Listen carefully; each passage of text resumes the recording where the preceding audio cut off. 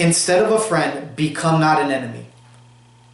For thereby you shall inherit an ill name, shame and reproach. Even so shall a sinner that has a double tongue. Exalt not yourself in your counsel of your own heart, that you yourself be not torn in pieces as a bull who strays alone. So now he's talking about humility. He's talking about the way of life and what to pay attention to. You shall eat up your leaves and loose your fruit and leave yourself as a dry tree.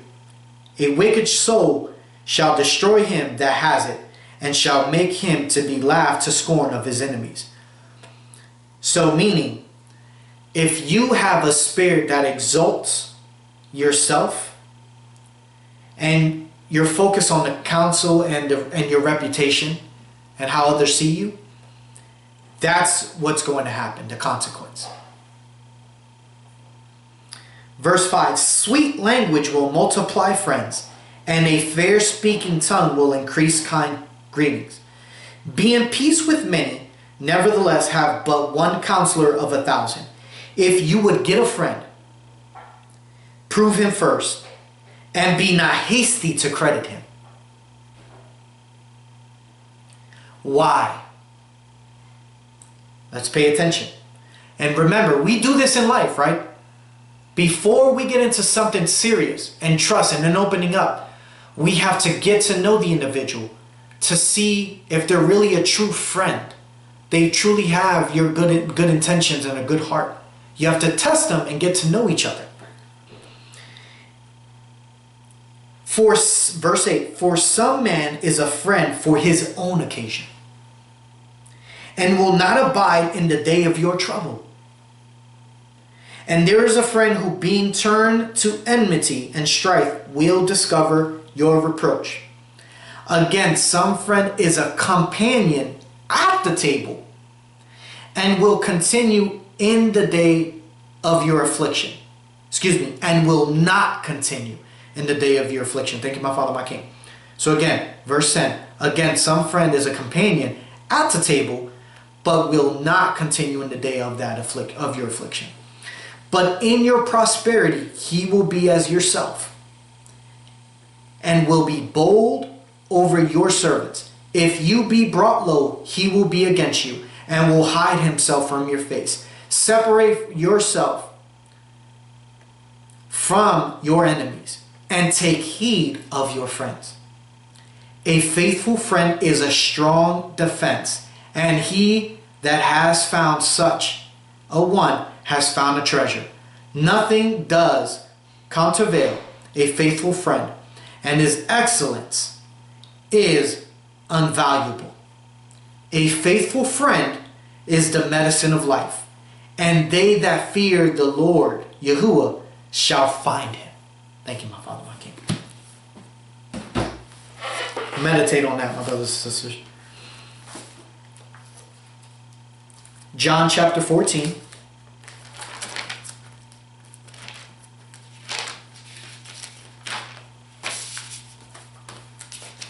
Starting verse 15. If you love me, keep my commandments, and I will pray the Father, and he will give you another helper, that he may abide with you forever, the Spirit of truth, whom the world cannot receive, because it neither sees him nor knows him. And that's what's happening. People just can't see him anymore, and they don't know him. But I pray that that's restored, and it happens. The belief and trust in our King. But you will know him, for he dwells with you and will be in you. I will not leave you orphans. I will come to you.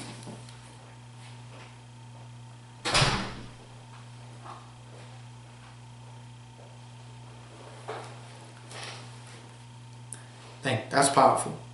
Notice how verse 16, and I will pray the Father, and he will give you another helper, that he may abide with you forever, the Spirit of truth. Notice how important that Spirit is from the Old Testament and then seeing it in the New Testament. The importance of the Spirit and the right Spirit. Thank you, my Father, my King.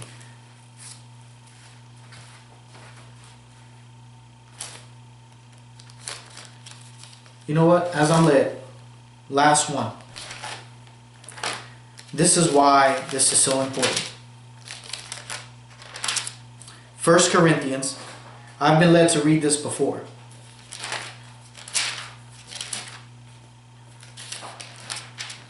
As I'm led, read it again because it's prevalent. 1 Corinthians chapter 1, starting at verse 10.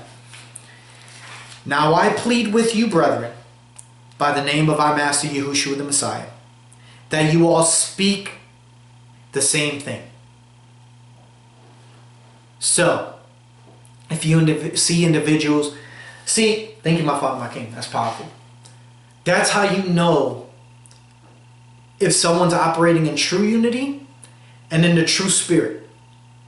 When what they speak is the same thing. There's no contradictions. There's no gray areas.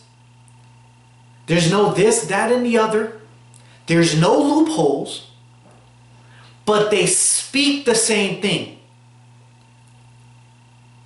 And if they're speaking in the same thing,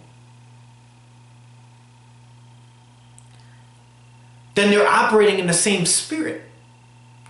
But if you see people saying they're in unity, ministering,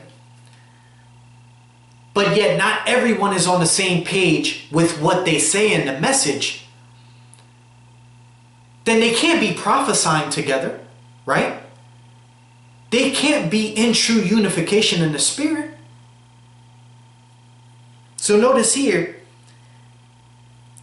you all speak the same thing. There's nothing wrong with that because you have to be in unity. Why is it not wrong? We all have our own personalities, right?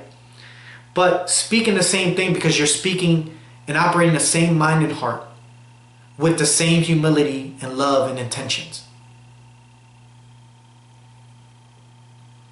That glorifies the Almighty. But that you be perfectly joined together in the same mind and in the same judgment.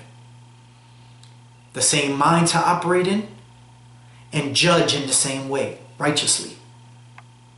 With the spirit and the mind of our Heavenly Father and His Son. For it has been declared to me concerning you, my brethren, by those of Chloe's household, that there are contentions among you. Now I say this, that each of you says, I am of Paul, or I am of Apollos, or I am of Cephas, or I am of Christ. Is Christ divided? Was Paul crucified for you, or were you baptized in the name of Shaul or Paul? I thank the Almighty that I baptized none of you except Crispus and Gaius, lest anyone should say that I have baptized in my own name. I also baptized the household of Stephanus. Besides, I do not know whether I baptize any other. For Christ did not send me to baptize, but to preach the gospel, not with wisdom words, lest the cross of the Christ, of the Anointed, should be made of no effect. That's powerful. So, again, nothing with unity, wrong with unity and assembling together. The assembly of unity. In the spirit and love of our Heavenly Father and His Son through the precious set apart Spirit. But we have to be righteous in what we do and how we do it. We can't